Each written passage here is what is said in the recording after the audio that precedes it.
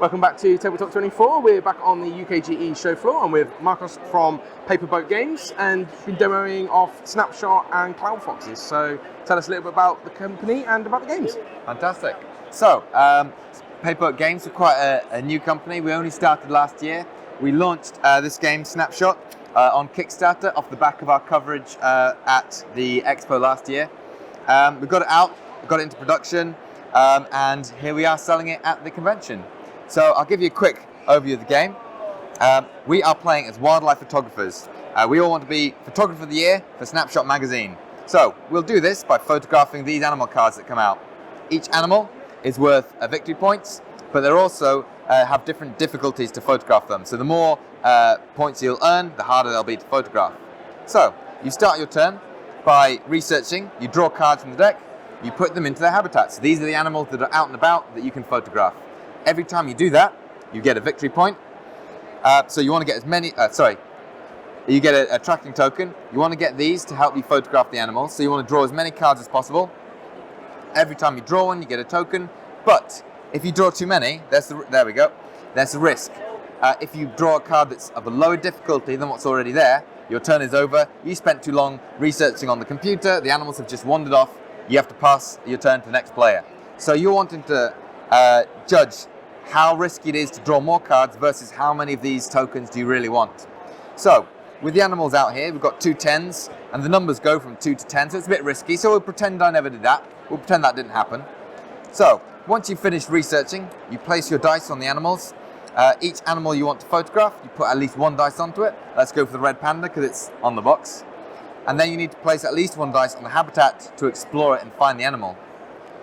If you really want the animal, you can put your spare dice down, or if you're a bit like me, you can push your luck. You can go for multiple animals at once. But you know, I don't want to fail on camera, so let's double down and be a bit safe. This is where your tokens come in. We're trying to roll a result total of that difficulty on your dice. But every token will increase your dice roll by 1, so it'll increase your odds of getting the result. We can even guarantee victory by putting enough tokens to automatically win the animal. But I think I'm going to get that anyway. I'll save this token for later. So now we're ready. We've prepared. Now we get to roll the dice. I need to roll a 4 to explore this habitat, and I failed on camera. So I can spend 2 tokens to reroll, and fingers crossed I'll actually roll. Okay. With the magic of demonstration, it's a 6. So 4 plus, we've got to the habitat, and now we can roll the dice. Normally, that would be the end of this photograph. This panda would disappear. We've stepped on a twig, we've knocked some rocks over, and it run away. But in this case, we've put these tokens away because we succeeded. If we had failed and rolled a bad number, we'd get these tokens back when the panda disappears. So if you get really bad luck, you are not punished for it. So now we roll for the panda, and we've got, there we go, this time, an easy success. We've got more than 10. We've photographed that panda. These 5 points are ours, and at the end of the game, the player with the most will win. You can also score by getting 3 animals from the same habitat. So if we get 3, we get the top token, and the top is always worth more than the other ones. The other way to win victory points is your secret assignment from the magazine. So if we photograph one of these animals, so there we go, meerkat. If we could get this meerkat, it would be worth 5 points extra to us. So this would be worth 6 to us, but only 1 to everyone else. Also, the magazine would like us to write a feature article about these creatures, so birds or bottom of the food chain. So they want photographs of those. So if I could get this gull photograph, that is going to add to my total of symbols here, and that will add to points that I can earn for the feature article. So this cards give you a big chunk of points, but no one knows what it is, so you'll never know who's winning until the very end. And that, in a nutshell, is the game. Fantastic. Cool. So, no, that's a brilliant game. Like I say, obviously it's available everywhere now, thanks to the crowdfunding. Okay, so now we're going to have a quick look at Cloud Foxes. So tell us a bit about that. Cool. So this is our upcoming game. This is a prototype, but the gameplay is about 99% finished, but we're going to tweak the artwork a little bit. But here we have our next game, which is Cloud Foxes. We're all playing as sky pirates. We're all these giant flying foxes. We've got this rowdy bunch of human pirates as our allies, but we've had a tough time recently. We've been kicked out of our homeland. We used to live on these flying islands, but we've been kicked out, we've been exiled. But now it's time for a payback. Now it's time to get even with these merchants who've kicked us out and stolen all our goods and our belongings. So what we need to do is we need to be placing our foxes onto the board in strategic locations to take control of the islands, to nab the resources, and to set up trade routes with these ports. To do that, we roll our dice. Nice and simple. We take one dice, allocate it to a row, one dice to a column, and where they meet, that is where your fox will go. And which fox? Whatever number shown on the last dice, that number relates to the different piles of foxes and the different abilities that you'll be able to place. So we've rolled a 1, so we can pick from these two. So I'm going to place this one here. Each fox has an ability on it. So this one, for example, has an attack ability. So if we were to place here, we could attack our neighbor, put some damage on there.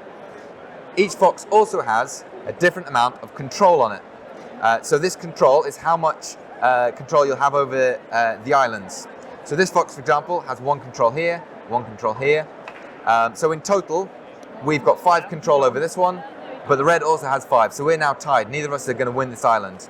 So if red come in, they now have 10. They're going to win the 5 points, and we're only going to get the second place 2 points. So we'll obviously want to put some more foxes in to secure our victory. And that's how the game plays out, with the foxes going back and forth, trying to increase their totals to gain the different islands and get the victory points. Now, there is another way to win the game, to gain victory points, and that is whenever you place onto a location that has a ship, you steal that resource, and that goes into your collection. So, at the end of the game, you can then trade these resources to the different ports for victory points. So let's say, so I'm the yellow player. I've got a pot and a treasure chest. At every matching port, you'll get 1 point for each resource. So I'm going to get 1 point for that port, 1 point for that port, and so on.